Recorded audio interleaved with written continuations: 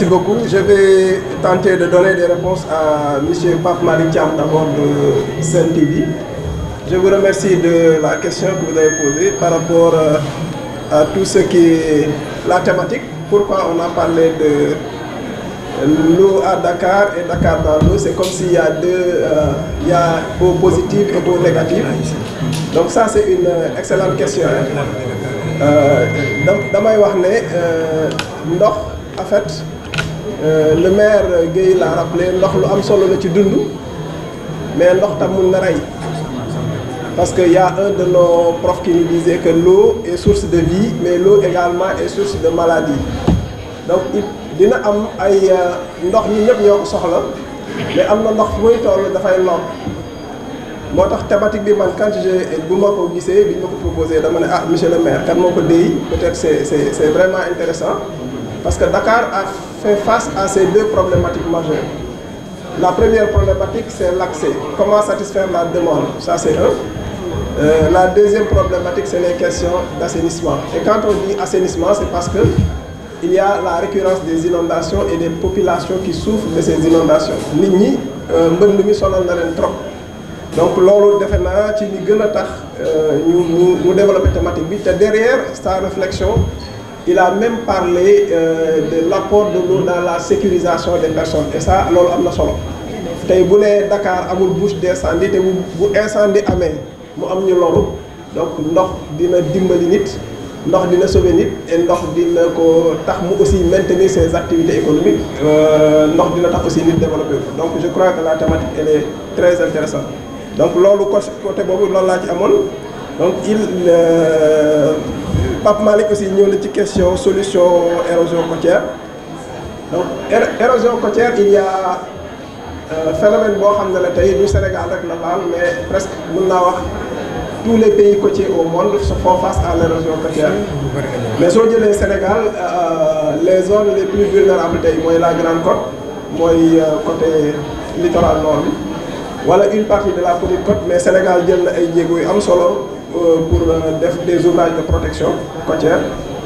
Ces ouvrages parfois ont réglé pas mal de problèmes, c'est le cas de Rufisque. Aujourd'hui Saly, ceux qui connaissaient Saly à un moment donné Saly dem na ba amatul plage.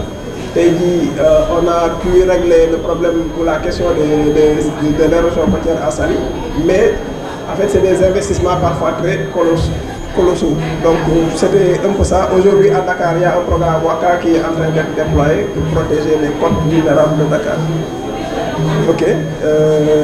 Mademoiselle Thiam, je crois, elle a posé une question par rapport à l'accès à l'eau potable et aux coûts élevés. Il demande que faut-il faire pour faire baisser le coût, je crois. C'est ça sa question. Hein? C'est sec. Aminata Seck. Aminata Seck, I'm sorry.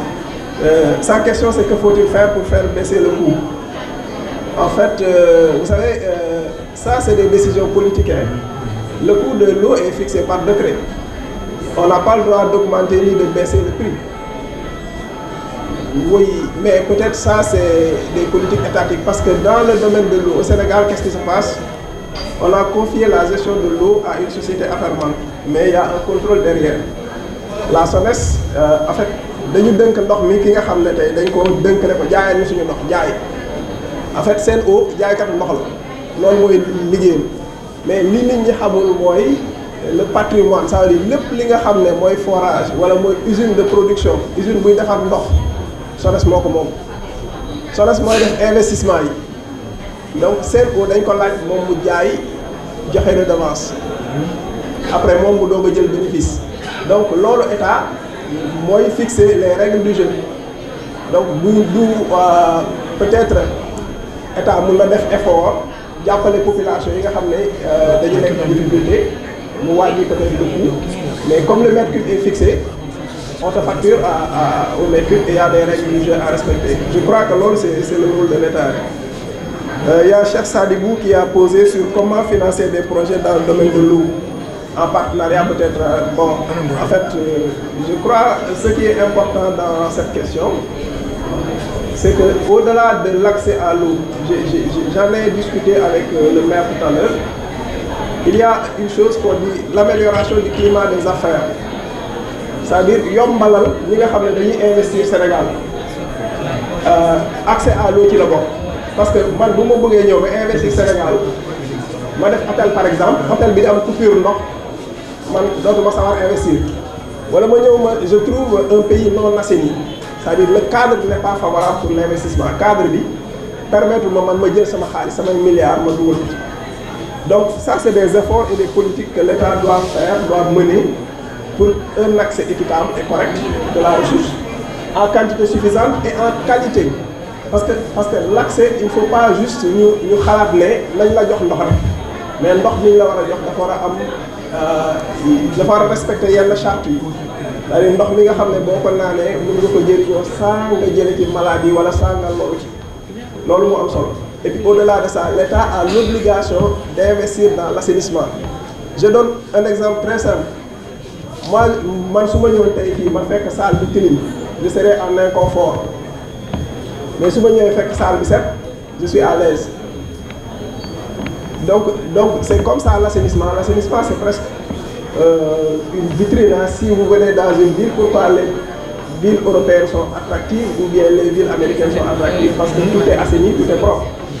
Donc c'est un investissement, ça favorise également le climat des affaires. Loolu laa amoon pour lu ma expliquer ci question boobu. Travailler dans la collégialité pour lutter contre l'érosion côtière aussi. Je crois que l'État est en train de mener des politiques ici environnementales qui souvent veillent à...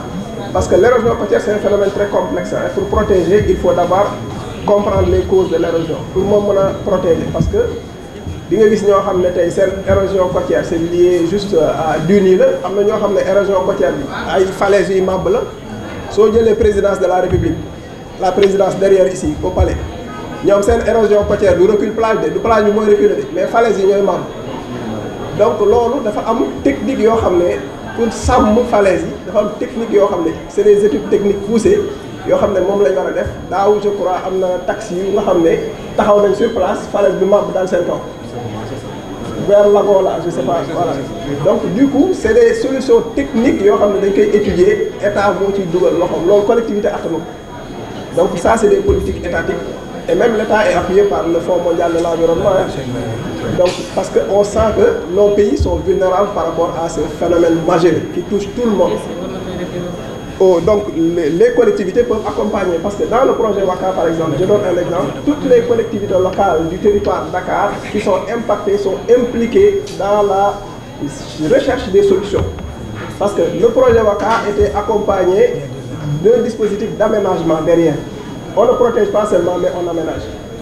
Mais on demande aux populations locales qu'est-ce qui vous intéresse dans l'aménagement, qu'est-ce que vous voulez qu'on fasse dans l'aménagement. Maintenant, eux, ils donnent leurs propres solutions et on va voir la viabilité de ces solutions par rapport aux solutions techniques proposées par le maître d'œuvre. Donc c'est un peu ça que j'avais à dire par rapport à ces questions. Voilà, merci.